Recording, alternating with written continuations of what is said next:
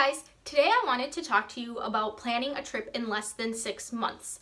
I know I've done a video before about why I like to plan a trip further in advance, but I do still have clients who like to plan trips less than 6 months before traveling, and in my mind, that's a short amount of time.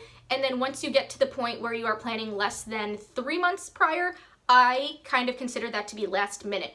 It's totally subjective, but that's just what I consider as a travel agent and as somebody who's been to Disney World several times. So if you are planning a trip to Disney World in less than 6 months, what do you need to know? Dining is going to be an issue. If you plan on visiting any table service restaurants, if any of those are super important to you, that is going to be a problem because people can and do book their dining reservations right at the 180-day mark. And people get up early to do so, and particularly for Cinderella's Royal Table, which as a side note, I think is overrated and not that great, and I don't think don't stress yourself out about going there. And Be Our Guest. Be Our Guest restaurant it's actually a quick service restaurant, but due to popularity, it requires a reservation. It is the only quick service restaurant that requires a reservation. But I do think it's worth it. It's quick service for breakfast and lunch, and then for dinner it is table service, sit-down restaurant. So that's something to consider. If you are booking your trip less than 180 days in advance and you plan on getting the dining plan, think about that carefully. The quick service dining plan, you don't make any reservations ahead of time. Again, with the exception of Be Our Guest for breakfast or lunch. The Disney dining plan and the deluxe dining plan, you get at least one, with the Disney dining plan, you get one table service restaurant a day, and then you get more with the deluxe dining plan. But what you're going to do with those reservations, you have to think about. Are you going during a very popular time of year, or are you going during a slower time? If you're going during a slower time, and you're booking your dining reservations at, say, 150 days, it might not be an issue. But the most popular restaurants during the most popular times are going to fill up very quickly. Now, if you have already purchased this and would like to keep it, don't get too discouraged. You can consider alternate times. Consider eating lunch early or late, or breakfast or dinner for that matter. Consider eating early or late. Try some of the less popular restaurants, and you can also use the dining plan at Disney Springs, formerly Downtown Disney, and at Disney Resort hotels where the moderates and the deluxes have table service restaurants where you can use the dining plan and make reservations ahead of time as well.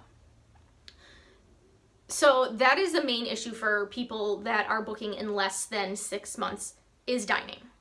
Now, if you don't plan on having any table service reservations, or if you don't really care where they are or when they are, the next point I would say that is a problem is if you book less than 60 days in advance. Then it's going to be a problem.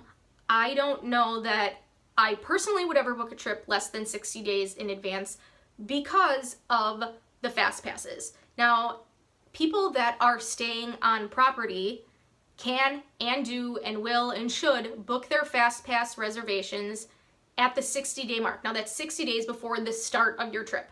And with dining, it's 180 days before the start of your trip.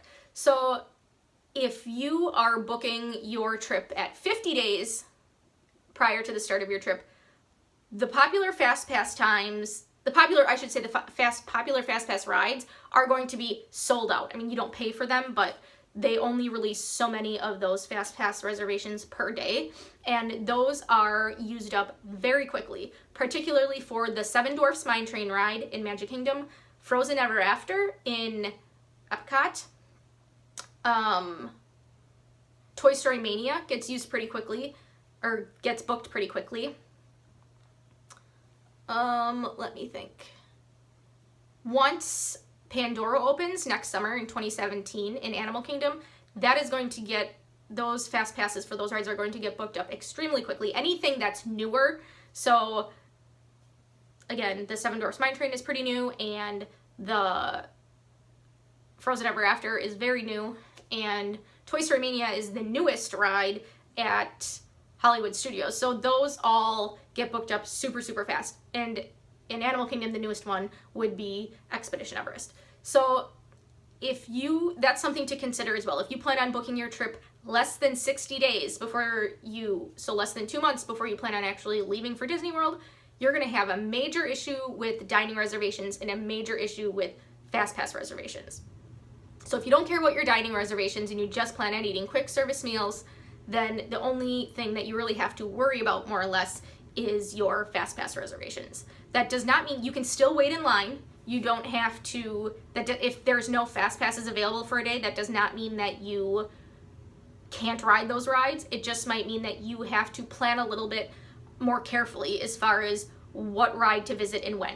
Oh, and another very, very popular one is any character meet and greets, particularly Anna and Elsa and Mickey, seeing Mickey Mouse. So I think that's kind of a no-brainer that those would be pretty popular, but if you've never been before, I can see how somebody might not even think of those things. So I hope you found this helpful, and doesn't necessarily discourage you, but just goes to show you.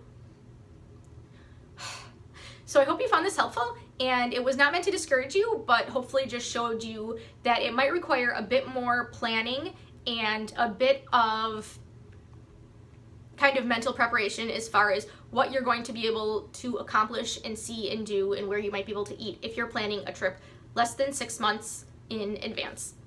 I hope you found this helpful, and thanks for watching. Bye, guys.